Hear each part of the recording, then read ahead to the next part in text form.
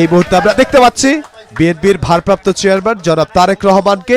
তিনি আসলে বের হচ্ছেন। বিএনপির ভারপ্রাপ্ত চেয়ারম্যান জনাব তারেক রহমান সপরিবারে হযরত শাহজালাল আন্তর্জাতিক বিমানবন্দর থেকে তিনি বের হচ্ছেন।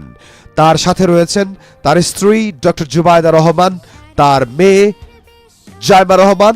তারা আসলে একসঙ্গেই লন্ডন থেকে, লন্ডনের হিথ্রো বিমানবন্দর থেকে সিলেটে পৌঁছান এবং সিলেট থেকে ঢাকার হযরত শাহজালাল আন্তর্জাতিক বিমানবন্দরে এসে পৌঁছালেন একটু পরেই।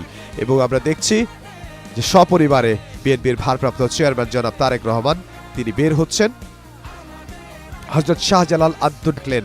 আমরা সরাসরি সেটি দেখছি। বিএনপির ভারপ্রাপ্ত চেয়ারম্যান জনাব তারেক রহমান, তার পাশে রয়েছেন, তাকে স্বাগত জানাচ্ছেন বিএনপির ভারপ্রাপ্ত বিএনপি মহাসচিব মির্জা ফখরুল ইসলাম আলমগীর। বিএনপির ভারপ্রাপ্ত চেয়ারম্যানকে স্বাগত জানালেন বিএনপির স্থায়ী কমিটির সদস্য মির্জা আব্বাস। বিএনপির ভারপ্রাপ্ত চেয়ারম্যানকে স্বাগত জানালেন বিএনপির স্থায়ী কমিটির সদস্য সালাউদ্দিন আহমদ।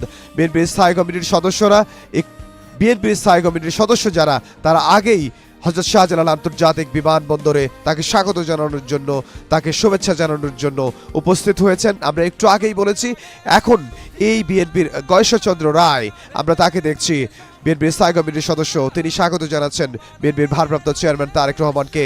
ডক্টর মঈন খান, তিনি স্বাগত জানাচ্ছেন বিএনপির স্থায়ী কমিটির সদস্য নজরুল ইসলাম খান, তিনি স্বাগত জানাচ্ছেন বিএনপির ভারপ্রাপ্ত চেয়ারম্যান জনাব তারেক রহমানকে। এবং আমরা দেখতে পাচ্ছি আমির খসরু মাহমুদ চৌধুরী, তিনি স্বাগত জানাচ্ছেন বিএনপির ভারপ্রাপ্ত চেয়ারম্যান জনাব তারেক রহমানকে। বিএনপির স্থায়ী কমিটির সদস্য যারা রয়েছেন, তারা হযরত শাহজালাল আন্তর্জাতিক বিমানবন্দরে এসে পৌঁছেছেন এবং তারা সেখানে মেজর হাফিজ, তাকে আমরা দেখতে পাচ্ছি, এবং বিএনপির সিনিয়র যুগ্ম মহাসচিব রুহুল কবির রিজভী, তিনি স্বাগত জানাচ্ছেন। আমরা দেখেছি যারা রাজপথে ছিলেন, রাজপথের নেতৃবৃন্দ, বিএনপির স্থায়ী কমিটির সদস্য, তাদেরকে আমরা দেখতে পাচ্ছি বিএনপির ভারপ্রাপ্ত চেয়ারম্যান জনাব তারেক রহমান তাকে স্বাগত জানাচ্ছে, তার সঙ্গে করমর্দন করছেন।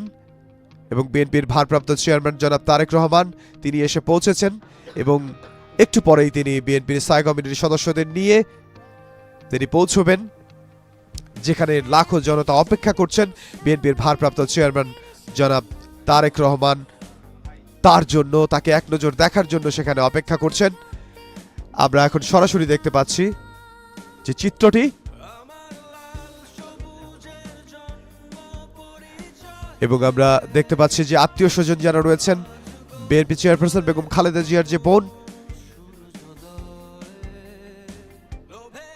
ব্রিগেডিয়ার জেনারেল শামস, যিনি নিরাপত্তার দায়িত্বে আছেন এবং তিনি প্রধান হিসেবে দায়িত্ব পালন করছেন।